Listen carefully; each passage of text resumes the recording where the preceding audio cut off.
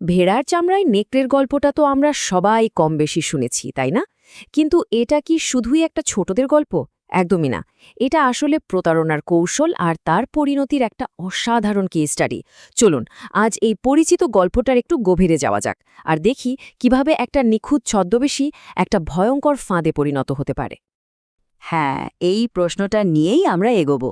কিভাবে অসম্ভব বুদ্ধিমত্তা আর নিখুঁত একটা পরিকল্পনা মিলেমিশে এমন এক পরিস্থিতির জন্ম দেয় যেখানে শিকারী নিজেই শেষে শিকার হয়ে যায়, সেটাই আমরা দেখব। তো গল্পটা শুরু হচ্ছে এক ক্ষুধার্ত নেকড়েকে দিয়ে। তার চোখ ছিল ভেড়ার পালের ওপর।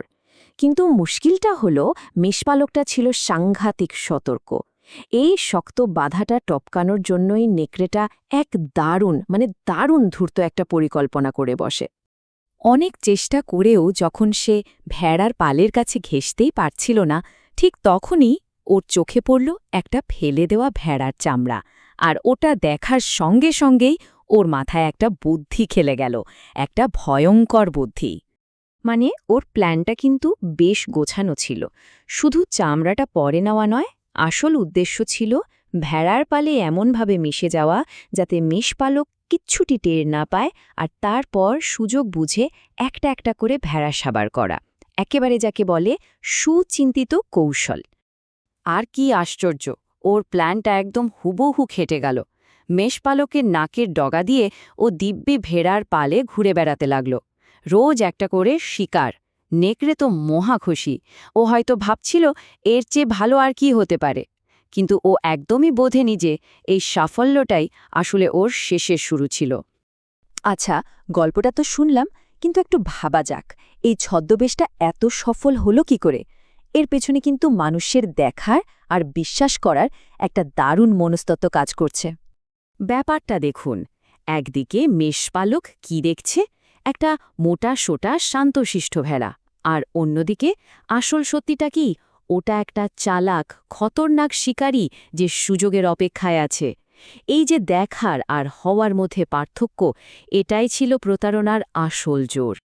এখানে সবচেয়ে জরুরি বিষয়টা হলো ছদ্মবেশটা সফল হয়েছিল কারণ মেষপালক যা দেখতে চেয়েছিল, নেকড়ে তাকে ঠিক তাই দেখাচ্ছিল।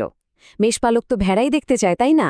তাই সে যখন একটা ভেড়ার মতো দেখতে কিছু দেখেছে, তখন আর গভীরে গিয়ে ভাবার প্রয়োজনই মনে করেনি।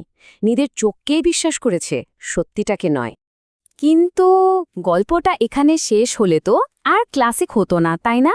যখন নেকড়ে ভাবছে যে ওর প্ল্যান একদম পারফেক্ট, সব কিছু ঠিকঠাক চলছে, ঠিক তখনই পুরো খেলাটা ঘুরে গেল। এমন একটা ঘটনা ঘটল যা ওর সব হিসাব নিকাশ গোলমাল করে দিল। ঘটনাটা খুব সাধারণ।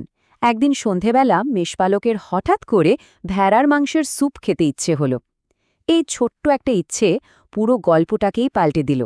এতদিন যে মেষপালক ছিল রক্ষক, সে হঠাৎ করেই হয়ে উঠল নির্বাচক। আর এখানেই হলো আসল মজাটা, বা বলা ভালো ভাগ্যের পরিহাস। রাতের খাবারের জন্য মেষপালক যখন সবচেয়ে স্বাস্থ্যবান ভেড়াটা খুঁজছিল, তখন ওর চোখে পড়ল ওই নেকড়েটাকেই। আরে ও তো রোজ ভেড়া খেয়ে খেয়ে অন্যগুলোর চেয়ে বেশ মোটাসোটা হয়ে গিয়েছিল। আর মেষপালকও ওকে দেখে ভাবল, বাহ, এটাই তো সবচেয়ে সেরাটা। ভাবা যায় যে ছদ্মবেশটা ওকে এতদিন বাঁচিয়ে রেখেছিল, যেটাই ছিল ওর সাফল্যের মূল চাবিকাঠি, সেটাই শেষে ওর মৃত্যুর কারণ হয়ে দাঁড়াল। এটাই ছিল ওর প্ল্যানের মারাত্মক ত্রুটি। তারপরে ঘটনাটা তো বোঝাই যাচ্ছে, যে মেষপালককেও এতদিন ধরে বোকা বানাচ্ছিল, সেই মেষপালকে ওকে রাতের খাবার বানিয়ে ফেলল, একটা মোটাসোটা ভেড়া ভেবে। আর এভাবেই শেষ হলো এক ধূর্ত নেকড়ের গল্প। তো এই পুরো গল্পটা থেকে আমরা আসলে কি শিখতে পারি? এর আসল শিক্ষাটা কি? চলুন শেষ পর্যায়ে এসে সেটাই একটু দেখে নেওয়া যাক। প্রতারণা মানে কি? সহজ কথায়, সত্যিটা লুকিয়ে বা ভুলভাবে দেখিয়ে কাউকে ঠকানো। নেকড়ে ঠিক এটাই করেছিল, তাই না? আর ওর নিজের বানানো মিথ্যেই ওর কাল হল। এই গল্পের সবচেয়ে বড় শিক্ষা এটাই, প্রতারণা করলে তার শেষটা খারাপ হতেই হবে। হয়তো কিছুদিনের জন্য সাফল্য পাওয়া যায়, অনেক ফায়দা তোলা যায়, কিন্তু শেষমেশ পতন নিশ্চিত। পুরো বিষয়টা যদি আমরা একটু গুছিয়ে নিই, তাহলে 3টে জিনিস খুব পরিষ্কার হয়ে যায়। 1. ঠকানোর জন্য মানুষের বিশ্বাস বা ধারণাকে কাজে লাগানো হয়। 2. অনেক সময় যাকে বিরাট সাফল্য বলে মনে হয় তার মধ্যেই লুকিয়ে থাকে সবচেয়ে বড় বিপদ। আর ৩ নম্বর হল প্রতারণার ফলটা প্রায় খুব অদ্ভুত আর অপ্রত্যাশিত হয়, যেমনটা নেকড়ের সাথে হলো। শেষ করার আগে একটা প্রশ্ন নিয়ে ভাবা যাক, আমাদের জীবনে আমাদের চারপাশে এরকম আরও কত ভেড়ার চামড়া ঘুরে বেড়াচ্ছে যা দেখতে হয়তো খুব নিরীহ, কিন্তু যার আড়ালে লুকিয়ে আছে কোনো বড় বিপদ।